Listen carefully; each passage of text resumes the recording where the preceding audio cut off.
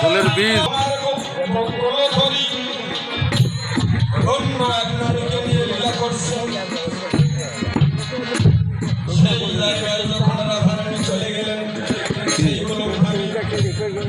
যজ্ঞেশ্বর আছে, এই যজ্ঞেশ্বরের বাগান লেখছে। এটা কি এটা কি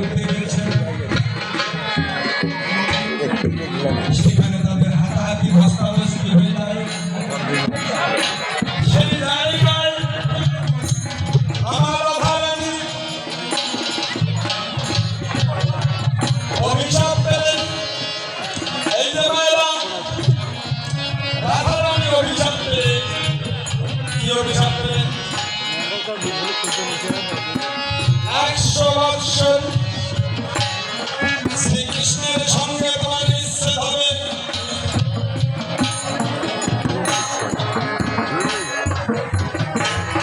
তুমি মানব জনে প্রাপ্ত হবে, তোমার মানবের ন্যায় ব্যবহার। এই অভিশাপ খাওয়ার পর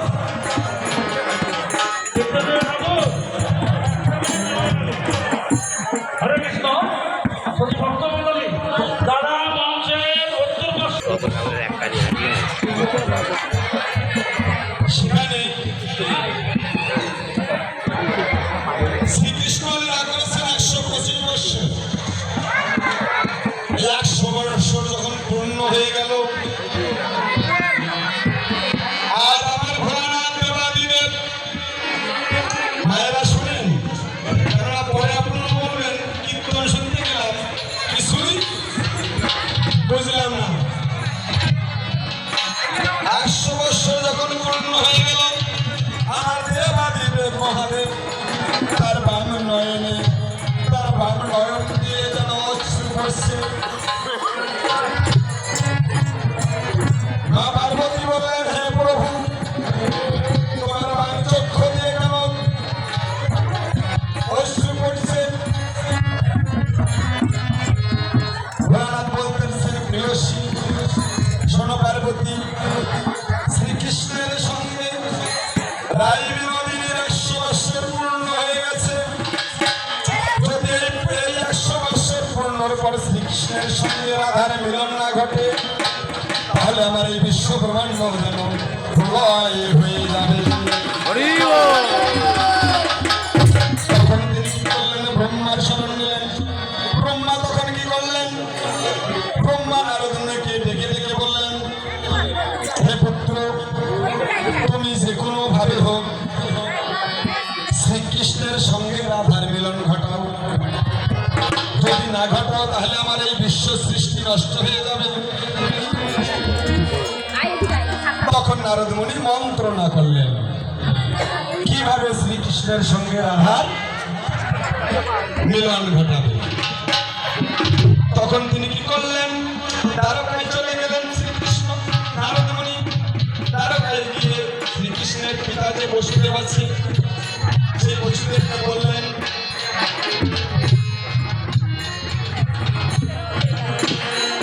ও পাগলার মোনা,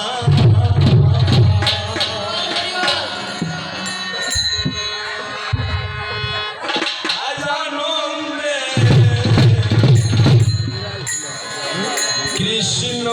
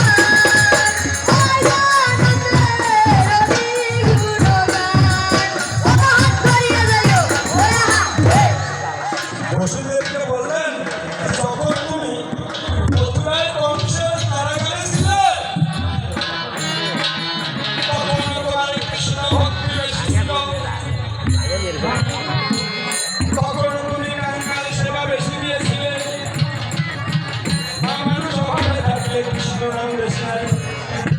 যদি তার অভাব না থাকে, তার কৃষ্ণ পার্বতী কম আছে। তার নারদ মুনি বললেন, যখন তুমি পরারণ্য খেয়েছিলে, কংস যতক্ষণে দিয়েছে ততক্ষণে খেয়েছো। আজ তুমি দ্বারকায় এসে প্রাণ করবার পেয়ে তুমি প্রাণদান সেবা ভুলে গিয়েছো। তাই বলছিল, আমি তোমাকে বলি, তোমাকে প্রাণদান সেবা করতে হবে।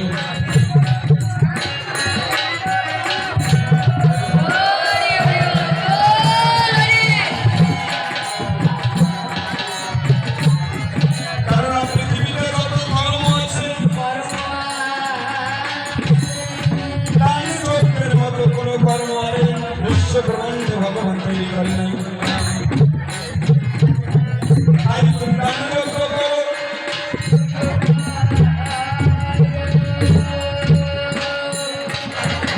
তার আগে একটা কথা বলে দেয়, ভক্তগণ মনোযোগ দিয়ে শোনেন। কুড়িগ্রাম থেকে এক ভক্ত এসেছেন, এক সরকার এসেছেন। উনি প্রশ্ন দিয়েছেন, জানি না কাকে দিয়েছেন, এখনো সে তার উত্তর পায়নি। এই ঘরের মধ্যে জল করে থাকে, ঘর কি দিয়ে তৈরি? এই ঘরের মধ্যে তিন দেবতী কেমন? এই বিষয়ে কিছু প্রশ্ন করেছেন।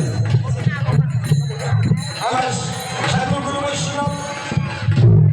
বৈষ্ণবী সবাই আপনারা জানেন, আমি কিছু জানি না বাবা, যতটুকু জানি বলার চেষ্টা করবো। কেননা দূরান্তর থেকে কিন্তু উনি এসেছেন আমার বাড়িতে, আমাদের বাড়িতে। তার যদি কোনো চাওয়া থাকে, তার যদি কোনো আকাঙ্ক্ষা থাকে, যেহেতু আমাদের বাড়িতে এসেছেন, আমাদের ভান্ডে যতটুকু আছে ততটুকুই দেওয়ার চেষ্টা করবো। তাই উনি প্রশ্ন করেছেন, এই ঘরটি নিয়ে তৈরি, এই ঘরের মধ্যে জল কতটুকু আছে?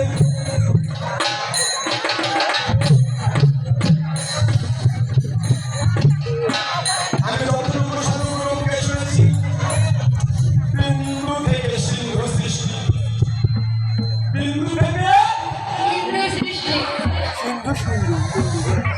বিন্দু থেকে ছোট ছোট বালুকণা, বিন্দু বিন্দু জল, পরে পরে মহাদেশ সাগর অতল।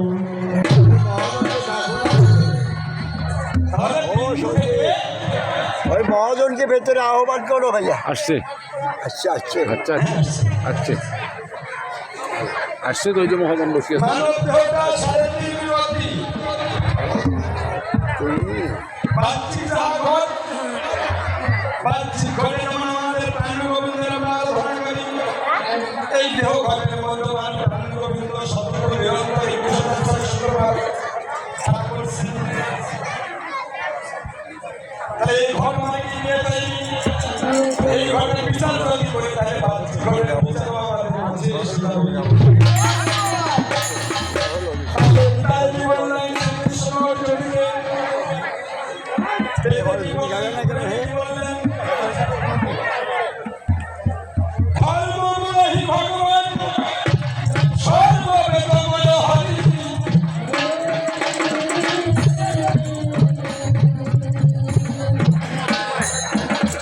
দেব থেকে জগতের সৃষ্টি, যজ্ঞ থেকে ধোঁয়ার সৃষ্টি, ধোঁয়া দ্বারা মেঘের সৃষ্টি, মেঘ থেকে জলের সৃষ্টি, আর জল থেকে রক্তের সৃষ্টি, জল থেকে শস্যের জল থেকে রক্তের সৃষ্টি। শস্য ফসল ফল দিয়ে আমাদের শরীরে রক্ত বৃদ্ধি করি। এইভাবে পর্যায়ক্রমে কমে এসেছে। অবজেকশন শুনতে পাবো। জল থেকে রক্তের সৃষ্টি, অবজেকশন।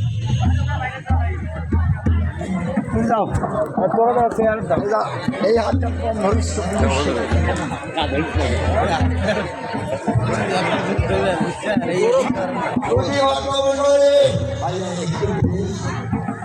জয়